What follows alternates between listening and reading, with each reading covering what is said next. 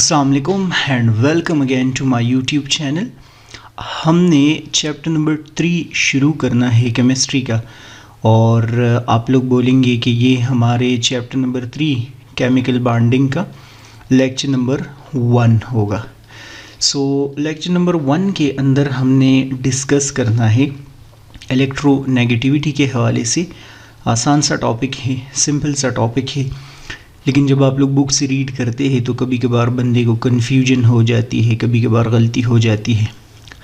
और जिस तरह मैंने आप लोगों को बताया भी है ऑलरेडी, यहाँ पर एक लाइन के अंदर मसला है, मेरे मुताबिक वो मिस्टेक है जिसकी वजह से पूरा कंसेप्ट बंदे का कभी इधर उधर हो जाता है। कोशिश कर ले आप लोग इसको अच्छे से अंडरस्टैंड कर ले। हमने करना क्या है, हमने चैप्टर नंबर 3 में जो केमिकल बॉन्डिंग है, वैसे ये सारे टॉपिक्स आप लोगों की बुक में दिए गए हैं, इस चैप्टर के अंदर हमने पढ़ने हैं। हमने पेज नंबर 40 पे जो ये वाला टॉपिक है इलेक्ट्रोनेगेटिविटी, फिर कौन से फैक्टर्स इसको इफ़ेक्ट करते हैं, और फिर वो फैक्टर्स का जो एक्सप्लेनेशन है ये वाला हम पीरियोडिक टेबल के अंदर जो पॉलिंग स्केल है ये हम डिस्कस करेंगे, और इसके बाद इसका जो ट्रेंड्स है वो डिस्कस करेंगे हम कि इसका जो ट्रेंड है वो कॉलम में क्या होता है और ग्रुप में क्या होता है, या आप लोग बोलते हैं कि बस ये हमने पेज नंबर 40 और 41 दोनों के दोनों डिस्कस करने हैं। आसान है, आप लोगों ने गौर से सुनना है। इसको अंडरस्टैंड करने के लिए, इलेक्ट्रोनेगेटिविटी को समझने के लिए आप लोगों को कोवेलेंट बॉन्ड का जो आइडिया है वो थोड़ा बहुत होना चाहिए। नॉर्मली आप लोग क्या पढ़ते हैं, आप लोग डिस्कस करते हैं, सपोज करते हैं फॉर वाइल ये एक एटम है और इसी के साथ मैं क्या करता हूँ, यहाँ पर दूसरा एटम बना देता हूँ। इसको आप लोग 2 एटम्स कंसिडर करें। आप लोग बोलते हैं कि जब इन 2 एटम्स के बीच में बॉन्ड बनता है तो उनके बीच में आप लोग पढ़ते हैं कि अगर कोवेलेंट बॉन्ड हो तो ये दोनों के दोनों इलेक्ट्रॉन जो पेयर है वो शेयर कर रहे होते हैं। सपोज करते हैं फॉर वाइल ये एक एटम है, ये दूसरा, तो इनके बीच में ये इलेक्ट्रॉन का पेयर होगा जो कि क्या होगा, जो शेयर हो जाएगा। नॉर्मली हम कोवेलेंट बॉन्ड बोलते ही ऐसे बॉन्ड को है that is formed by the sharing of electron between 2 atoms. अब क्वेश्चन ये है कि ये जो इलेक्ट्रॉन पेयर है, ये इलेक्ट्रॉन पेयर क्या सेंटर में मौजूद होगा, या इस एटम के टुवर्ड्स ज़्यादा होगा, या इस एटम के टुवर्ड्स ज़्यादा होगा। इसका जो लोकेशन है इस शेयर्ड पेयर ऑफ इलेक्ट्रॉन का, वो हम डिफरेंट बॉन्ड्स के अंदर डिफरेंट अंदाज में हम एक्सप्लेन करेंगे। कभी ये इस एटम के टुवर्ड्स होगा ये इलेक्ट्रॉन का पेयर, कभी इसके टुवर्ड्स होगा, मे बी सेंटर में भी हो सकता है। इसी फिनोमेना को जिसमें क्या हो रहा होता है, जिसमें सपोज करते हैं फॉर वाइल ये वाला एटम इस शेयर्ड पेयर ऑफ इलेक्ट्रॉन को अपनी तरफ अट्रैक्ट कर रहा होता है, इस फिनोमेना को हम इलेक्ट्रोनेगेटिविटी बोलते हैं। आपसे अगर इनकेस कोई पूछता है कि इलेक्ट्रोनेगेटिविटी क्या है, तो आप बोलेंगे कि एक एटम की वो एबिलिटी जिसमें इलेक्ट्रॉन पेयर, वो वाला इलेक्ट्रॉन पेयर जो कि किसी के साथ उसने शेयर किया होता है और उनसे भी एक शेयर करवाया होता है, वो अपनी तरफ क्या करता है, अट्रैक्ट करता है। तो जो आप लोग बोलेंगे कि बॉन्ड के अंदर वो अट्रैक्ट कर रहा है, सपोज करते हैं ये वाला अट्रैक्ट कर रहा है, ये मोर इलेक्ट्रोनेगेटिव होगा, और ये जो अट्रैक्ट नहीं कर रहा ये आप लोग बोलेंगे लेस इलेक्ट्रोनेगेटिव होगा। इसको डिफरेंट एंगल से अंडरस्टैंड करते हैं, आसान है, कोई इतना ज़्यादा प्रॉब्लम इसमें नहीं होगा। मैंने नोट्स के अंदर यहाँ पर लिखा है कि electronegativity is measure of an atom's ability to attract shared electron within a chemical bond. Shared electron मैंने आप लोगों को बताया, वो इलेक्ट्रॉन जो कि दोनों के बीच में क्या है, मौजूद है, उसको अपनी तरफ ये कितना अट्रैक्ट कर रहे हैं। Specifically in covalent bond, normally हम जो इलेक्ट्रोनेगेटिविटी वाला कंसेप्ट है वो अक्सर हम कोवेलेंट बॉन्ड पे अप्लाई इस वजह से कर रहे होते हैं क्योंकि covalent bond is always found by the sharing of atoms, by the sharing of electron between 2 atoms. So ये तो इसका एक सिंपल डेफिनेशन हो गया जो मैंने आप लोगों को ऑलरेडी वहाँ पर पिछले से पेज पे समझाया भी है। याद रखना है आप लोगों ने कि the electronegativity of any given element is not constant, it varies depending on the element to which it is bonded. जो इलेक्ट्रोनेगेटिविटी है ये बहुत एक इम्पॉर्टेंट कंसेप्ट है, बहुत एक इम्पॉर्टेंट आइडिया है जो दूसरे लाइन के अंदर है कि ये किसी एटम के लिए, किसी भी एलिमेंट के लिए कांस्टेंट नहीं है। सपोज करते हैं फॉर अ वाइल कि ये हमारे पास एक एटम है, ये इस वाले एटम के साथ क्या कर रहा है, बॉन्ड बना रहा है, दोनों ने इलेक्ट्रॉन पेयर अपने साथ क्या किया है, शेयर किया है। ये वाला जो इलेक्ट्रॉन पेयर है आप लोग बोले कि ये स्लाइटली क्या हुआ है, स्लाइटली इस वाले एटम के टुवर्ड्स है। इसका मतलब हो गया कि इसका जो ये इलेक्ट्रोनेगेटिविटी ज़्यादा है और इसका इलेक्ट्रोनेगेटिविटी क्या है, कम है। ठीक है, देयर आर चांसेस कि यही एटम क्या कर रहा है, ये एटम किसी और एलिमेंट के साथ अगर इन केस बॉन्ड बना रहा है तो देयर आर चांसेस कि ये जो इलेक्ट्रॉन पेयर है ये इसकी तरफ अट्रैक्ट नहीं हो रहा बल्कि ये इसकी तरफ अट्रैक्ट हो रहा है। तो फिर आप बोलेंगे कि इसका इलेक्ट्रोनेगेटिविटी ज़्यादा है और इसका इलेक्ट्रोनेगेटिविटी कम है। यहाँ पर ये मोर इलेक्ट्रोनेगेटिव है और मैं बोलता हूँ यहाँ पर ये लेस इलेक्ट्रोनेगेटिव होता है। तो इलेक्ट्रोनेगेटिविटी की जो वैल्यू है वो आप लोग बोलेंगे कि कांस्टेंट नहीं है, वो चेंज हो रहा होता है। और ये किस चीज़ पे डिपेंड करता है, ये डिपेंड करता है कि ये वाला जो एलिमेंट है ये किस एलिमेंट के साथ, सामने वाला जो एलिमेंट है वो कौन सा है, किसके साथ ये बॉन्ड बना रहा होता है। आगे मैंने डिस्कस किया है इसी वजह से, ऊपर वाले सेंटेंस की वजह से, it is dimensionless property. Dimensionless property का मतलब है कि इसको हम मेजर नहीं कर सकते। इस वजह से मेजर नहीं कर सकते क्योंकि ये तो फिक्स्ड आप लोग बोले है ही नहीं। ये अगर इनकेस एक बॉन्ड में अलग है तो दूसरे बॉन्ड में आप लोग क्या है बोलेंगे, अलग है। सो डायमेंशनलेस प्रॉपर्टी इस वजह से इसको बोलते हैं क्योंकि हम इसको मेजर नहीं करते, इसके लिए हमने कोई यूनिट नहीं बनाया। मैंने लिखा है because it only show the relative ability of an atom to attract electron. Relative ability का मतलब कि जिस एटम के साथ है वहाँ पर ये कितना अट्रैक्ट कर रहा है। अगर इसके साथ है तो ज़्यादा अट्रैक्ट कर रहा है, लेकिन अगर इसके साथ है तो फिर कम अट्रैक्ट कर रहा है, बहुत ही लेस जो एबिलिटी है वो इसकी कम होगी। सो डायमेंशनलेस का मतलब कि इसका कोई यूनिट नहीं है। We do not measure it in any specific unit like metre, gram, second etcetera. ये आप लोग बोलेंगे कि हम यूनिट नॉर्मली चीज़ों को मेजर करने के लिए यूज़ करते हैं, लेकिन ये डायमेंशनलेस है because it is just comparison with other atom. So वही बार बार बात रिपीट हो रही है। डायमेंशनलेस प्रॉपर्टी को समझाने के लिए मैंने ये 2 पॉइंट्स यहाँ पर लिखे हैं। आगे मैंने डिस्कस किया है कि however a number of scales of electronegativity of element have been developed. Although हम इसको मेजर तो नहीं करते, लाइक आप समझे कि प्रॉपर हमारे पास कोई इसकी मेजरमेंट का स्केल नहीं है, लेकिन डिफरेंट साइंटिस्ट ने डिफरेंट अंदाज में इसको मेजर करने की कोशिश की है। हम एक स्पेसिफिक नंबर बताने की कोशिश की है कि इलेक्ट्रोनेगेटिविटी किसी भी एटम की कितनी होती है and so on. The one which is most widely used is polling scale. It was developed by Linus Pauling in 1922। Electronegativity के लिए डिफरेंट सारे स्केल्स हैं, लेकिन हम नॉर्मली इस बुक के अंदर जो फॉलो करेंगे, वैसे मोस्ट ऑफ द टाइम जो फॉलो हो रहा होता है बुक्स के अंदर वो यही पॉलिंग स्केल होता है। और अमेरिकन साइंटिस्ट था या आप बोले अमेरिकन केमिस्ट था, उन्होंने ये आइडिया हमारे सामने क्या किया था, प्रेजेंट किया था।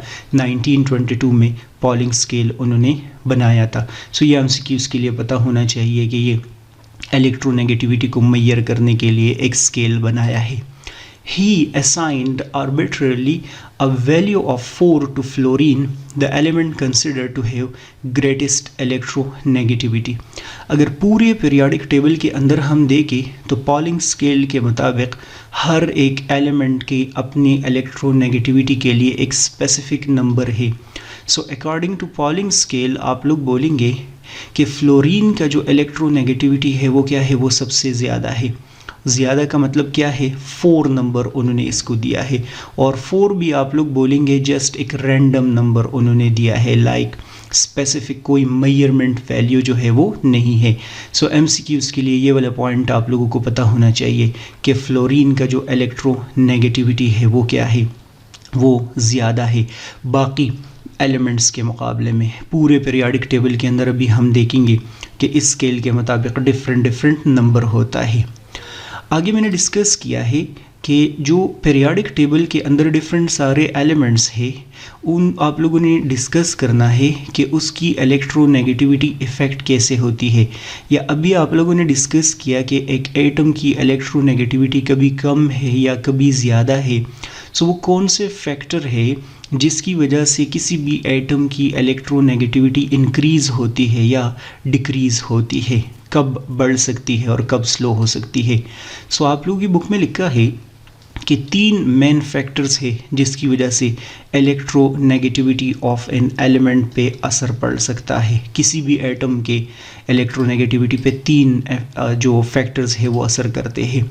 एक है साइज़ ऑफ द एटम, दूसरा है न्यूक्लियर चार्ज और तीसरा है screening bye inner electron. Screening bye inner electron को अगर हम आसान अल्फाज में डिस्कस करना चाहे तो आप लोग बोलेंगे शील्डिंग इफ़ेक्ट की बात हो रही है। सो अगर हम इसको 1 मिनट में अंडरस्टैंड करना चाहे विदाउट एक्सप्लेनेशन तो आप लोग बोलेंगे कि जब भी एटम का जो साइज़ होता है वो ज़्यादा होता है तो आप लोग डिस्कस करेंगे कि जो इलेक्ट्रोनेगेटिविटी है वो क्या होगी, वो कम होगी। तो समहाउ आप लोग बोल सकते हैं कि साइज़ ऑफ एन एटम का इलेक्ट्रोनेगेटिविटी के साथ एक इन्वर्स रिलेशनशिप है। न्यूक्लियर चार्ज आप लोग बोलेंगे जब ज़्यादा होगा तो इलेक्ट्रोनेगेटिविटी ज़्यादा होगी। तो आप बोल सकते हैं कि न्यूक्लियर चार्ज का इलेक्ट्रोनेगेटिविटी के साथ क्या है, एक डायरेक्ट रिलेशनशिप है। मैं ये ख़ुद से बना रहा हूँ ये पॉइंट्स। और आप लोग बोलेंगे कि अगर इन केस शील्डिंग इफ़ेक्ट ज़्यादा होगा तो इलेक्ट्रोनेगेटिविटी क्या होगी, वो कम होगी। इसका मतलब हो गया एक इनडायरेक्ट इसके साथ क्या होता है, एसोसिएशन होता है। अब इन सारे पॉइंट्स को हम अंडरस्टैंड करते हैं कि न्यूक्लियर चार्ज बढ़ाने से इलेक्ट्रोनेगेटिविटी कैसे इंक्रीज़ होती है, साइज़ ऑफ एटम बढ़ाने से इलेक्ट्रोनेगेटिविटी कैसे डिक्रीज़ होती है। सो मैं यहाँ पर क्विक छोटे छोटे पॉइंट्स के अंदर डिस्कस किया है। आप लोग देखिए ना, सपोज़ करते हैं फॉर वाइल हमारे पास एक एटम है और उस एटम के अंदर आप प्रोटॉन मौजूद है। न्यूक्लियस के अंदर आप लोग बोलते हैं प्रोटॉन मौजूद होते हैं। तो अगर प्रोटॉन का नंबर सपोज़ करते हैं फॉर वाइल के किसी एटम के अंदर इंक्रीज़ हो रहा होता है, सो आप लोग बोलेंगे उसकी वजह से, प्रोटॉन की वजह से क्या होता है, न्यूक्लियर चार्ज इंक्रीज़ होगा। न्यूक्लियर चार्ज का मतलब पॉजिटिव चार्ज जो है वो क्या होगा, वो इंक्रीज़ होगा। अगर in case positive charge increase हो रहा होता है तो आप लोग बोलेंगे कि साइज़ ऑफ एटम जो है वो क्या होगा, वो डिक्रीज़ होगा। साइज़ ऑफ एटम इस वजह से डिक्रीज़ हो रहा होता है न्यूक्लियर चार्ज इंक्रीज़ होने से, क्योंकि जो पॉजिटिव चार्ज होता है वो करता क्या है, वो यहाँ पर नेगेटिव जो इलेक्ट्रॉन्स है उनको अपनी तरफ अट्रैक्ट कर रहा होता है। तो जब वो अपनी तरफ अट्रैक्ट कर रहा होता है तो आप लोगों ने जिस तरह रेडियस वाला लेक्चर डिस्कस किया था, रेडियस ऑफ द एटम क्या हो जाएगा, वो कम हो जाएगा। समहाउ आप बोल सकते हैं कि श्रिंक हो जाएगा। सो प्रोटॉन बढ़ाने से, प्रोटॉन का बढ़ाने से आप लोग बोलेंगे न्यूक्लियर चार्ज बढ़ जाएगा, और अगर न्यूक्लियर चार्ज बढ़ेगा तो आप लोग बोलेंगे कि साइज़ ऑफ द एटम जो है वो क्या होगा, वो श्रिंक हो जाएगा, कम हो जाएगा।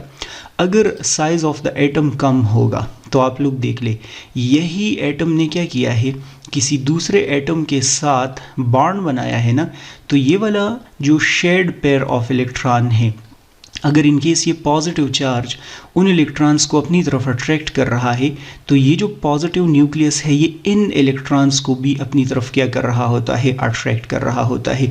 तभी मैंने लिखा है कि attraction of bonded electron with nucleus क्या हो जाता है, वो बढ़ रहा होता है। एरो अप के साथ मैंने लिखा है कि बॉन्डेड इलेक्ट्रॉन को अपनी तरफ क्या किया जाता है, अट्रैक्ट किया जाता है। जब उसको अट्रैक्ट किया जाता है तो इसका मतलब इलेक्ट्रोनेगेटिविटी बढ़ती है, क्योंकि हमने अभी यही तो डिस्कस किया है कि इससे इलेक्ट्रोनेगेटिविटी क्या होगी, इंक्रीज़ होगी। ठीक है, सो ये वाला ट्रेंड आप लोग जो मैंने एक्सप्लेनेशन दिया है ये बिल्कुल इन फैक्टर्स के साथ लिख के, तो आप देखिए ये हमने साइज़ ऑफ एटम्स के हवाले से बात की कि अगर साइज़ ऑफ एटम कम होगा तो इलेक्ट्रोनेगेटिविटी क्या होगी, ये बढ़ेगी। या आप बोले हमने न्यूक्लियर चार्ज के हवाले से बात की है कि अगर न्यूक्लियर चार्ज बढ़ेगा तो इलेक्ट्रोनेगेटिविटी बढ़ेगी, तो ये भी हो गया, ये भी हो गया। अब हम शील्डिंग इफेक्ट या स्क्रीनिंग बाय इनर जो इलेक्ट्रॉन है उसकी बात कर लेते हैं कि उसका असर क्या होता है। सो आप लोग बोलेंगे कि जब नंबर ऑफ इनर शेल्स बढ़ते हैं, सपोज करते हैं फॉर वाइल ये हमारे पास एक न्यूक्लियस है, इसके अंदर पॉजिटिव चार्ज मौजूद है और ये आप लोग उसके अराउंड क्या देख रहे हैं, शेल्स देख रहे हैं। जैसे जैसे किसी भी एटम के अंदर नंबर ऑफ शेल्स क्या हो रहे होते हैं, इंक्रीज़ हो रहे होते हैं, तो उसकी वजह से रेडियस ऑफ द एटम जो है वो क्या हो रहा होता है, वो बढ़ रहा होता है। क्यों?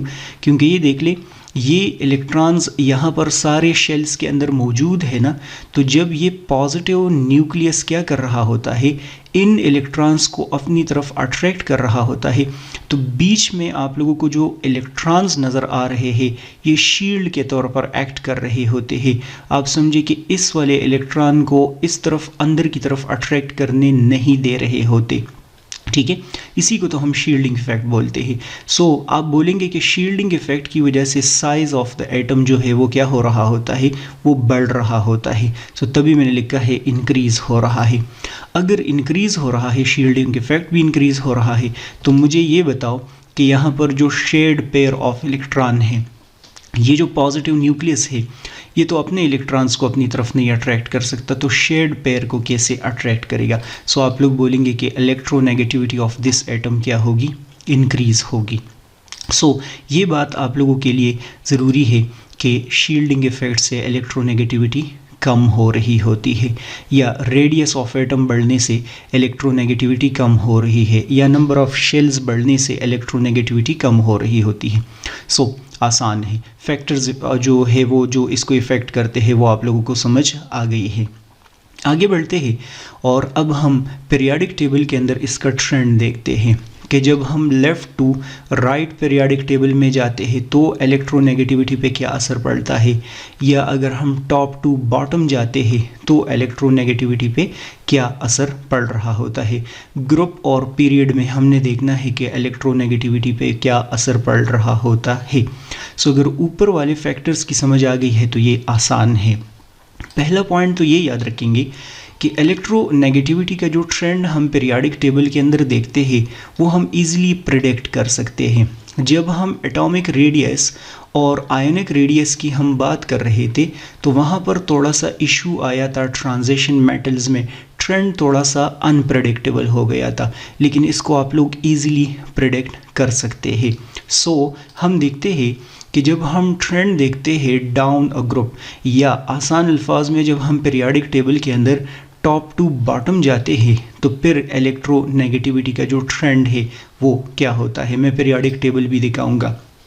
सो आप लोग बोलेंगे कि electronegativity decreases as we move down a group. इसका मतलब हो गया कि ऊपर से आप नीचे की तरफ आ रहे होते हैं ग्रुप के अंदर, जो कि मैं अभी पीरियाडिक टेबल आप लोगों को दिखाऊंगा, स्पेसिफिक नंबर्स भी दिखाऊंगा। सो इलेक्ट्रोनेगेटिविटी क्या हो रही होती है, डिक्रीज़ हो रही होती है। बुक में इस वाले पार्ट के साथ आप लोग एरो डाउन करके डिक्रीज़ लिख ले तो सारे का सारा काम जो है वो याद हो जाएगा। क्यों हो रहा होता है? Although the nuclear charge increases, more proton are added to the nucleus. The addition of electron shell and increased shielding effect reduce the attraction for bonding electrons. जब हम डाउन जा रहे होते हैं ना तो आप लोग बोलेंगे कि जो एटम्स होते हैं उनका एटॉमिक नंबर बढ़ रहा होता है। अब एटॉमिक नंबर बढ़ रहा है तो आप लोग डिस्कस करेंगे कि ये बात तो सही है, प्रोटॉन का नंबर बढ़ेगा, atomic number is equal to proton का नंबर होता है ना, प्रोटॉन का नंबर बढ़ेगा। लेकिन मसला क्या होता है, यहाँ पर डाउन द ग्रुप जाते हुए आप लोग बोलेंगे कि नंबर ऑफ शेल्स भी इंक्रीज़ हो रहे होते हैं। अब नंबर ऑफ शेल्स जब इंक्रीज़ हो रहे होते हैं तो आप लोग बोलेंगे उसकी वजह से शील्डिंग इफ़ेक्ट क्या हो रहा होता है, वो इंक्रीज़ हो रहा होता है। और अगर शील्डिंग इफ़ेक्ट इंक्रीज़ हो रहा होता है तो हमने अभी क्या डिस्कस किया कि शील्डिंग इफ़ेक्ट इंक्रीज़ होने की वजह से इलेक्ट्रोनेगेटिविटी क्या होती है, वो डिक्रीज़ हो रही होती है। इस वजह से डाउन द ग्रुप क्या हो रहा होता है, इलेक्ट्रोनेगेटिविटी डिक्रीज़ होती है।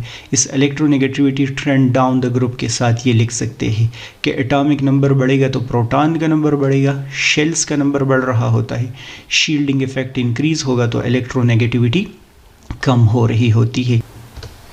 For example, in the halogen group 17, electronegativity decreases from fluorine to astatine low as you move down the group। वो ऊपर वाला सेंटेंस जस्टिफाई करने की कोशिश कर रहे हैं कि ऊपर से नीचे जाते हुए इलेक्ट्रोनेगेटिविटी डिक्रीज़ होती है, और इसको जस्टिफाई करने के लिए आप लोगों को क्या करना पड़ेगा, ग्रुप 17 को 1 मिनट के लिए देखना पड़ेगा। ये देख ले, ये फ्लोरीन है, बात भी इन लोगों ने फ्लोरीन से शुरू की है। तो इसके इलेक्ट्रोनेगेटिविटी को अगर आप लोग देखेंगे 3.9 है, 3.1 है, 2.9, 2.6 और 2.2। ऊपर से नीचे आप लोग आ रहे हैं, उधर बोल रहे हैं top to bottom. So fluorine से एस्टाटीन तक जाते हुए इलेक्ट्रोनेगेटिविटी क्या हो रही होती है, डिक्रीज़ हो रही होती है, कम हो रही होती है। सो ये एक अंदाज में आप लोग क्या कर सकते हैं, पीरियाडिक टेबल तो खैर आप लोगों को याद नहीं होगा, लेकिन आप लोग बस सिर्फ और सिर्फ ये एक सेंटेंस लिख सकते हैं तो ये काफ़ी होगा। या अगर आप लोग ये ग्राफ बनाना चाहे तो आप लोग ये भी बना सकते हैं कि फ्लोरीन से जब हम एस्टाटीन की तरफ जा रहे होते हैं तो जो इलेक्ट्रोनेगेटिविटी है वो क्या है, वो डिक्रीज़ हो रही होती है। आगे डिस्कस किया है हमने कि इलेक्ट्रोनेगेटिविटी का ट्रेंड अक्रॉस अ पीरियड क्या होता है, लेफ़्ट टू राइट जब हम पीरियाडिक टेबल में जाते हैं तो क्या होता है। आसान है, ये वाला भी लिखा है कि electronegativity increases as you move from left to right. Periodic table में जब यहाँ से यहाँ की तरफ हम जा रहे होते हैं सो इलेक्ट्रोनेगेटिविटी क्या होगी, इंक्रीज़ होगी। क्यों? The effective nuclear charge increases due to the addition of proton pulling electron closer without adding new inner shells, constant shielding effect. आसान अल्फाज में आपको बता रहे हैं कि असल में जब आप लेफ़्ट टू राइट जा रहे होते हैं तो चेंज क्या आता है, आप लोग बोलेंगे कि नंबर ऑफ प्रोटॉन बढ़ रहे होते हैं, और अगर नंबर ऑफ प्रोटॉन बढ़ेंगे तो इसका मतलब पॉजिटिव चार्ज बढ़ेगा। साथ में डिस्कस किया है कि शील्डिंग इफेक्ट के ऊपर कोई असर नहीं पड़ता, चूँकि शील्डिंग इफेक्ट कांस्टेंट रहेगा और पॉजिटिव चार्ज बढ़ रहा है तो आप लोग डिस्कस करेंगे कि रेडियस कम होगा, और रेडियस कम होने की वजह से जो इलेक्ट्रोनेगेटिविटी है वो क्या होगी, वो बढ़ेगी। सो आप लोग बोलेंगे कि असल में न्यूक्लियर चार्ज क्या हो रहा है, वो बढ़ रहा है, इंक्रीज़ हो रहा है, यहाँ पर एरो अप आ जाएगा, और जो शील्डिंग इफेक्ट है वो कांस्टेंट रहेगा, उसमें चेंज नहीं आता क्योंकि असल में शेल्स नहीं ऐड हो रहे होते। शेल्स ना ऐड होने की वजह से आप लोग डिस्कस करेंगे कि इलेक्ट्रोनेगेटिविटी क्या होगी, वो बढ़ती रहेगी, इंक्रीज़ होती रहेगी। This decrease in atomic radius result in stronger attraction, ये तो मैंने अभी आप लोगों को बताया भी है। For instance in the third period electronegativity increases from sodium to chlorine. अभी पीरियाडिक टेबल के अंदर ये एग्जाम्पल देखते हैं कि क्या इंक्रीज़ आ रहा है या नहीं। सो ये देख ले, सोडियम ये है और क्लोरीन ये है।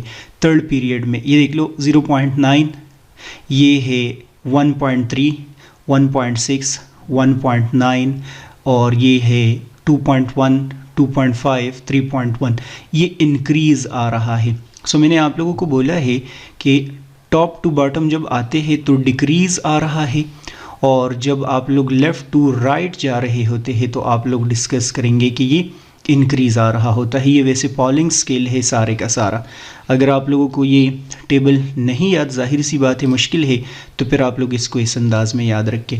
कि सोडियम की जो इलेक्ट्रोनेगेटिविटी है वो कम है, और जैसे जैसे हम थर्ड ग्रुप में जाते हैं एंड तक, क्लोरीन तक जाते हैं, तो इलेक्ट्रोनेगेटिविटी क्या हो रही होती है, इंक्रीज़ हो रही होती है। सो आसान है, मेरे ख्याल में इसमें प्रॉब्लम नहीं होगा। समझ अगर इन केस आ गई है तो कमेंट्स में मुझे ज़रूर बताएंगे। लाइक सब्सक्राइब शेयर करना चाहे तो ज़रूर कर ले। नेक्स्ट वीडियो लेक्चर आप लोग देख ले इसी प्लेलिस्ट में। गुड बाय, अल्लाह हाफिज़।